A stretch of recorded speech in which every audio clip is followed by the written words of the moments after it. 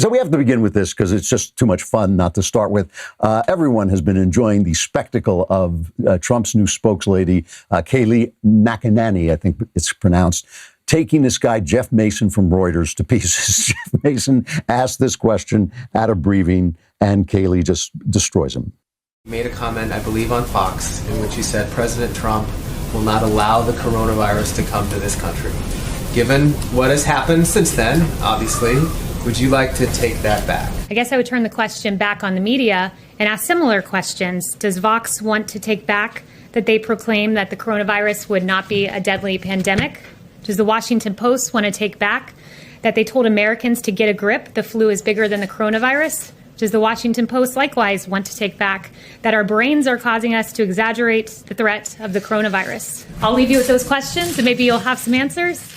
This is basically the story of this period of time, is the press getting hit in the face with its own hypocrisy, leaving it and the left virtually helpless to stop anything that's happening. You know, we reported that story yesterday about the lady in Dallas, Shelley Luther, who opened her salon, and the judge threw her in jail, not for opening the salon. He threw her in jail for contempt of court because she refused to apologize and basically say, oh, yes, government, you rule everything. And I didn't take the judge down. You will remember yesterday, a lot of people were calling him names. He was certainly wrong to send her to jail. It was jail and a $7,000 fine. And he was certainly wrong to do that. There was an abuse of the rule of law, but I understand a judge standing up for the rule of law. But how can the press attack him? How can the press attack the people who were opposed him when they have not been standing up for the rule of law at the border? Everything they do points to their own hypocrisy. Well, now the Texas Supreme Court has ordered her released. There was a crowdfunding effort to defend her. It raised over $500,000. The governor came out and said that he changed the rules to erase the thing that she was charged under. That would not alone have gotten her released, because she was in there for contempt of court. But still, now the court has said she should be released, and she probably will be. But how can the press take any point of view when they have already sold their souls to defend the Obama administration, to defend leftism in general? They can't. They're helpless. We'll take a look at more of that because it's really happening all over. You know, it's really interesting that yet this thing about the task force. Trump says, I'm going to slowly disband the task force because basically we've done what we can do. And this is the thing.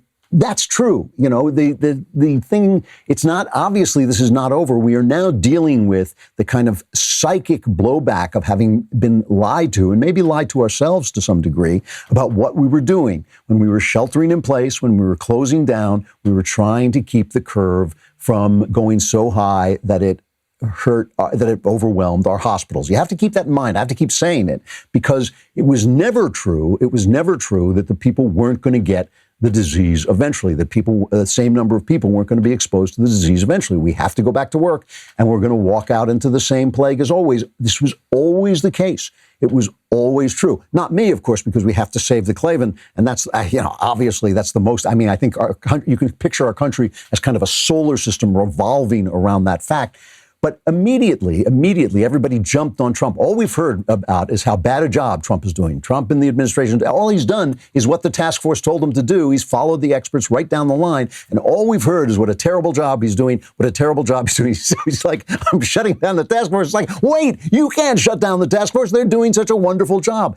Every word out of the press's mouth, because every word out of the press's mouth is for the Democrats, has just become hypocrisy. And in some ways, there's no point in my even separating the press from the Democrats because of Obama, they are now completely in the Democrats' pockets. And because if they get out of the Democrats' pockets, they will be confronted with their own malfeasance during the Obama administration. They can't get out. They're trapped in their own corruption. It really is kind of this wonderful Miltonic thing where they are trapped in hell. Everywhere they go, it's hell. So Trump says, well, all right, I'm going to take back what I said. I'm not going to disband the task force. Let's just play what he says there.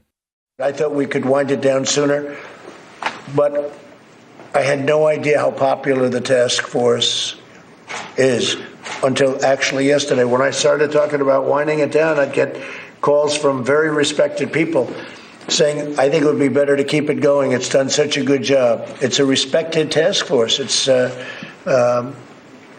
I knew it myself. I didn't know whether or not it was appreciated by the public, but it is appreciated by the public. That is really wonderful. Now, I just want to play Chuck Todd's reaction. Chuck Todd doesn't know what to condemn next. He doesn't know how to spin this thing. This is on MSNBC, but Todd goes back and forth between MSNBC and NBC, and so there's really no point in making any distinction. Not many people watch him. He's a real problem. He's a real thorn in their side because he has no ratings, and he's a terrible, he's bad at what he does. But here's Chuck Todd reacting to Trump in general and trying to find a way to spin this narrative so he's doing something wrong. We begin tonight with a difficult question, which must be asked. Is the federal government, led by President Trump, considering, for a lack of a better word, surrendering to this virus? With more than 70,000 Americans dead, the president is telling the public that the country must reopen, even if it means more death. But he doesn't have a plan for doing that. A range of administration officials, including the president and the vice president, spent the day telling reporters yesterday that they were winding down the coronavirus task force as early as Memorial Day. That the vice president hinted at. But then he told reporters this afternoon that a lot of people apparently told him how bad of an idea that would be. The uncertainty surrounding the White House's strategy, which we seem to utter about on a daily basis, comes amid numerous warning signs that we're not anywhere near ready to safely reopen the country from a public health standpoint or a consumer confidence standpoint. Those 70,000 plus deaths I mentioned have happened in just 67 days, and the death toll is projected to basically double over the next 90 days based on current statewide plans to ease restrictions. You can't fix stupid.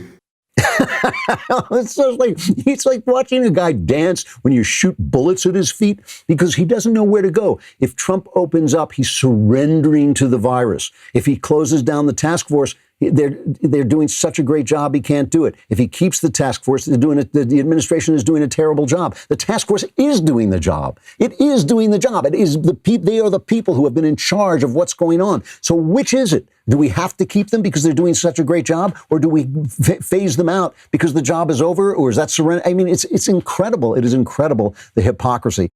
I hope you enjoyed that clip from The Andrew Klavan Show. If you did, go ahead and hit the subscribe button so you stay up to date on all our future content.